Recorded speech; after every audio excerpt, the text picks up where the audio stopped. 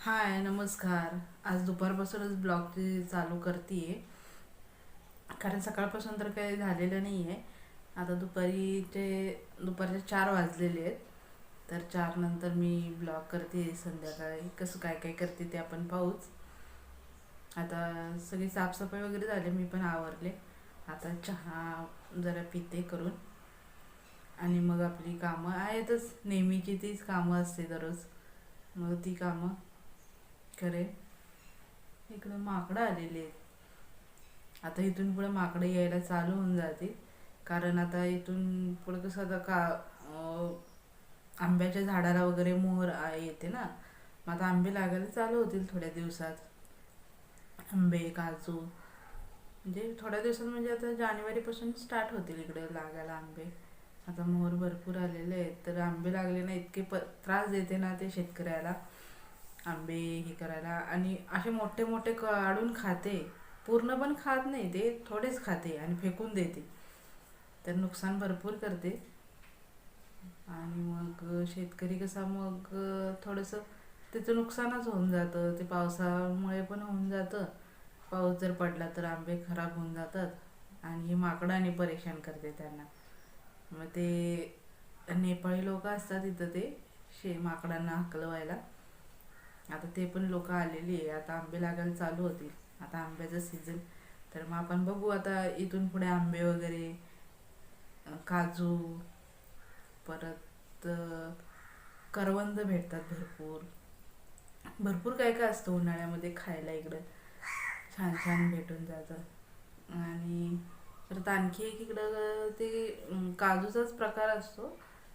ते 2 प्रकार असते त्यात. ते काजूचे बोंड असं इकडं म्हणते. तर एक लालवाला असतो आणि एक असतो पिस्ता कलर. तर मी ते दाखवेन ते तुम्हाला. अजून तर काय लागलेच नाही. ते मे मध्ये वगैरे, एप्रिल मे मध्ये लागून जाते. तर मग आता त्यावेळेस मग आपण बघू.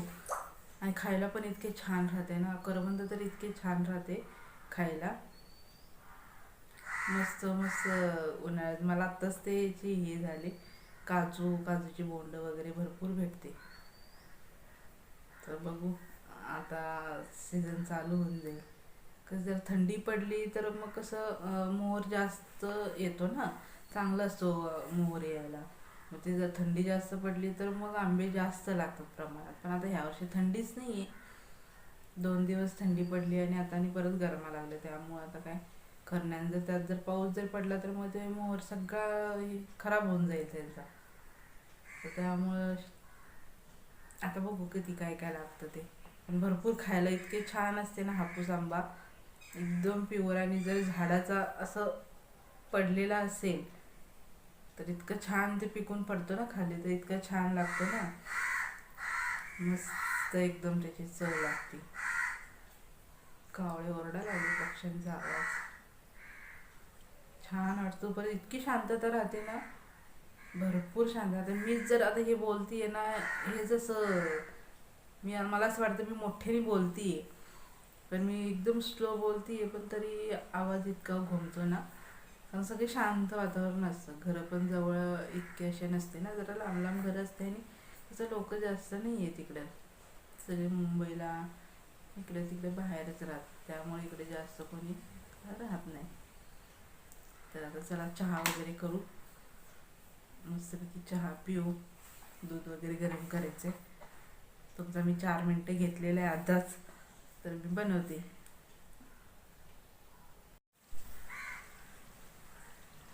असं बाहेर इथं तर माकड होतं. इथं इथं असं ते ह्या पत्र्यावरून गेलं माकड.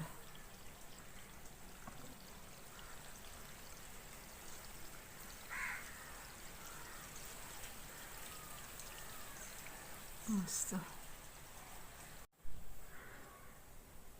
इकडे मी चहा ठेवलेला आहे. इकडं दूध ठेवलेलं आहे. मगापासून मी कॅमेरा चालूच नाही केला, तर मी आणि बडबड बडबड करते. तर चहा ठेवून झाला आणि मला वाटलं कॅमेरा चालू आहे, आणि आता बघतीये तर कॅमेरा बंद. परत आता चालू केला. ते असंच होतं, लक्षातच नाही. त्या दिवशी पूजेचं पण असंच झालं. पूजेचं शूट केलं आणि कॅमेराच नाही चालू ठेवला. आणि मग ते तसंच मला वाटलं झालं असेल शूट, आणि एडिट करायच्या वेळेस मग बघते तर कुठं काय आहे, त्यामुळं बघावं लागतं. हां, पूजेचं पण त्यावेळेस शूट केलं मी, आणि कॅमेराच नाही चालू केला मी. ज्यावेळेस एडिट करत होते ना त्यावेळेस मी पाहिलं, तर मग लक्षात आलं अरे आपण शूटच नाही केलं. आणि आता पण तसंच झालं. ते कसं आता सवय नाही ना, तर जरा सवय करून घ्यावी लागेल. लक्षात नाही राहत ते चालू करायचं कॅमेरा. आणि आता बघत जाईन इथून पुढं, पहिला लक्ष देईल कॅमेरा चालू आहे का नाही आहे, आणि मगच पुढं हे करत जाईन. नाही तर मग सगळं वाया जातं ना आपण जे काही केलं ते. जरा बघू, आपण आता चहा होतोय, चहा पितानाही भेटू. चहा झालेला आहे, आता चहाने काहीतरी खाते डब्यातलं नाश्ता, आणि मग आपल्या कामाला लागते. बघू मग संध्याकाळीच भेटू. आता आधीमध्ये काय झालं तर दाखवेन. चलो, आता संध्याकाळचे 6:15 झालेले आहे, माझं आवरलेलं आहे. आणि आता मी मंदिरात जाऊन येते. हनुमान मंदिर आहे इथे जवळ. तर आता खूप दिवसांनी चाललेली आहे, तर खूप दिवस गेलेच नाही. दिवाळीच्या आधी वगैरे जायची, पण आता कामाच्या ह्याच्यात नाही भेटत. तर म्हटलं मग आज जाऊन यावं, कारण आज जरा वेळ आहेत, कामं आवरलेली आहेत. तर मग आज यावं म्हटलं, जाऊ. पण आता 6:30 वाजता निघा, आणि 7 वाजता आरती असते संध्याकाळची.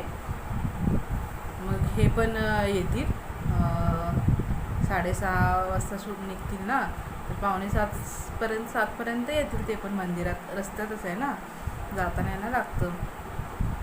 तर मग दोघं मिळून मग जाईन, आरती वगैरे करेन. मग मंदिर पण तुम्हाला दाखवते, पण गर्दी असेल तर शक्यतो नाही दाखवणार, कारण मग मलाच लाज वाटते दाखवायची. पण मी प्रयत्न करेन दाखवण्याचा. तर मग बघू आपण आता मंदिरात गेल्यानंतर. चला, आलो आता आम्ही मंदिरात. आरती चालू झालेली आहे, यायला वेळच झाला. असं आहे मंदिर. सकाळी छान वाटतं, कारण झाडं बिडं मस्त आहे, गर्दी भरपूर आहे. चप्पल वगैरे काढतो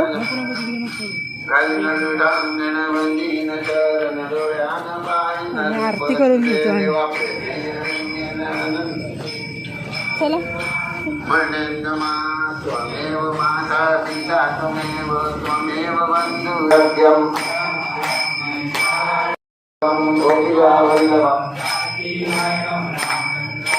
हरे राम कृष्ण हरे हरे, हरे राम राम राम हरे हरे. सर्वदा योग तुझा घडावा, अनंता रघुनायका मागणेची.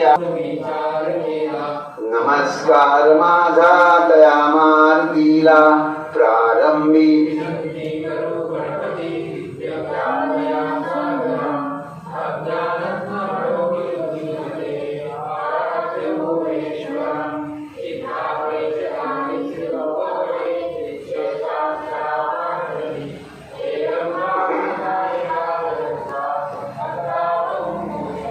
साम्राज्यं भोज्यं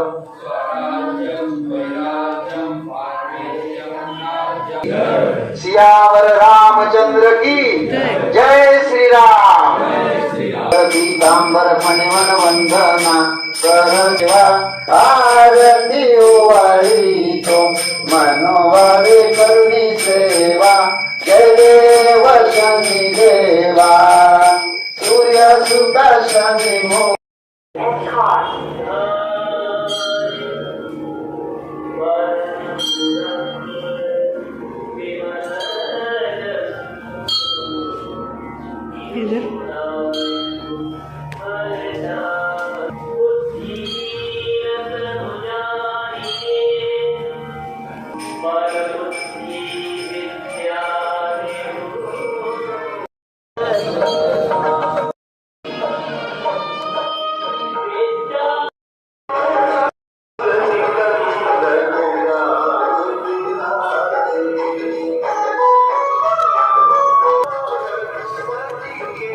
आरती झाल्यावर चप्पल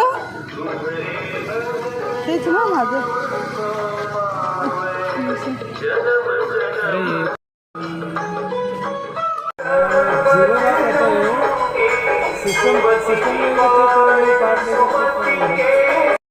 हे बघा आज आमचा आहे खिचडीचा बेत. पुलाव खिचडी काय असेल ते. कसा वास येतोय? छान येतोय वास. खरं व्हिडिओमध्ये सांगायचं नाही फक्त. नाही खरं ना. नाही तर व्हिडिओ चालू म्हणून आपलं छान आहे. नाही छान खरं छान येतोय. थोडी दुपारची भाजी आहे वांग बटाटा आणि भात आहे सकाळचा. छान झाली होती भाजी ही पण. पूर्ण आज डब्बा खाऊन टाकला संपवला टिफिन माझा. तर आता या जेवायला सगळे.